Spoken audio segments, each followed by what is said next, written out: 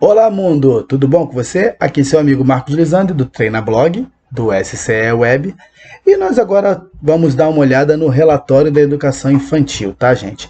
O relatório da educação infantil, ele está no menu de notas, embora não seja notas, é uma forma de avaliação, tá? Então aqui no relatório da educação infantil, eu tenho ele separado em cadastro de grupos, itens do relatório por série, apontamento do relatório e a impressão propriamente dita do relatório, tá? Nesse vídeo nós vamos ver o cadastro de grupos, tá bom, gente?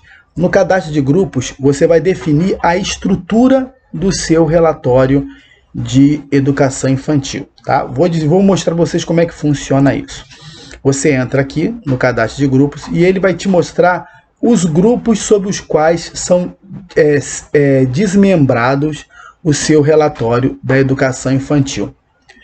Como é que funciona o relatório da educação infantil? O relatório da educação infantil normalmente é um relatório, o nosso modelo aqui é um relatório de cumpriu, não cumpriu, sim, não. É um relatório onde você vai definir os tópicos, tá, do relatório, que aqui nós chamamos de subgrupos, tá? E esses tópicos ou subgrupos, eles pertencem a um grupo que agrupa esses tópicos, tá bom? Então aqui, por exemplo, a título de exemplo, tá? Não é nada fechado. Dependendo do seu sistema, isso vai estar vazio e você vai montar esses grupos e subgrupos. Então, a título de exemplo, nós temos os grupos identidade e autonomia, que vão ter subgrupos ligados à identidade e autonomia.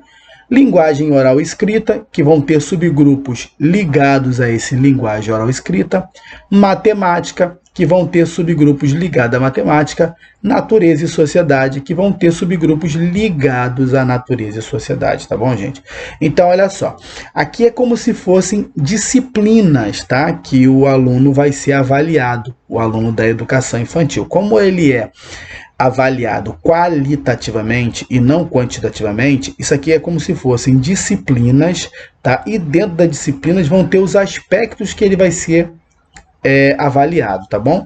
Então, vou pegar aqui um exemplo, esse identidade e autonomia, e vou entrar em subgrupos, tá? E aí, dentro dos subgrupos, vão ter aquilo que eu vou avaliar, tá? Com esse aluno, tá? Então, eu vou avaliar se ele compartilha os pertences com os colegas, e aqui, aparentemente, eu tenho 6 respostas que eu posso dar, tá? No nosso modelo de exemplo, eu tenho como resposta 1, desenvolveu satisfatoriamente, como resposta 2, desenvolveu parcialmente, e como resposta 3, em desenvolvimento, tá? Aqui eu poderia ter uma outra resposta como o seguinte, não trabalhado.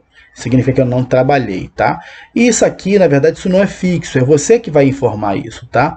Então, aqui no cadastro de subgrupos, você cria um grupo, tá? E esse grupo, a princípio, vai estar vazio de subgrupos. Ao entrar aqui, você vai poder criar o subgrupo, tá? Então, ao criar o subgrupo, você vai definir a descrição, tá? O que você está avaliando, tá? E as respostas, tá bom, gente? A resposta e a sigla dela, a resposta e a sigla, a resposta e a sigla, resposta, sigla, resposta, sigla, resposta, sigla, tá ok? Por que eu preciso da sigla? Porque em algumas impressões a gente só mostra a sigla, tá? Com uma legenda dizendo o que essa sigla significa, tá bom? Então, voltando aqui onde nós estávamos, tá? Aqui, por exemplo, ó, nesse caso aqui de compartilhar os pertences com os colegas, eu poderia vir gerenciar, e nesse caso aqui eu posso, de repente, querer dar uma quarta resposta, que seria, por exemplo, não trabalhado. Não trabalhado. Tá? E aí eu boto como sigla, por exemplo, o NT, não trabalhado, um exemplo, tá? E aí, ao alterar esse subgrupo, ele vai apresentar a resposta número 4, tá bom? Então, eu vou ter, na hora de lançar esse item, eu vou ter essas 4 respostas como respostas possíveis, tá? E mais na frente você vai ver como é que funciona esse lançamento.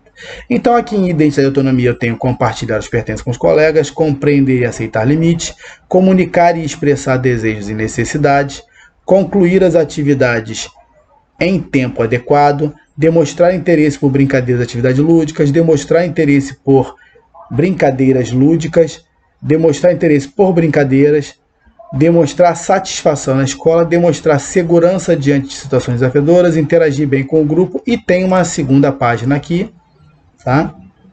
Onde eu vou ter interagir com o grupo e realizar ações cotidianas com o independente. Tá? Para cada uma delas eu tenho respostas que aqui nesse caso elas são as mesmas respostas, mas não necessariamente você vai colocar como mesmas respostas, tá bom, gente? Você pode ter respostas completamente diferentes de acordo com o que você está trabalhando, tá? E aí você é quem vai montar esse esquema de perguntas e respostas, tá?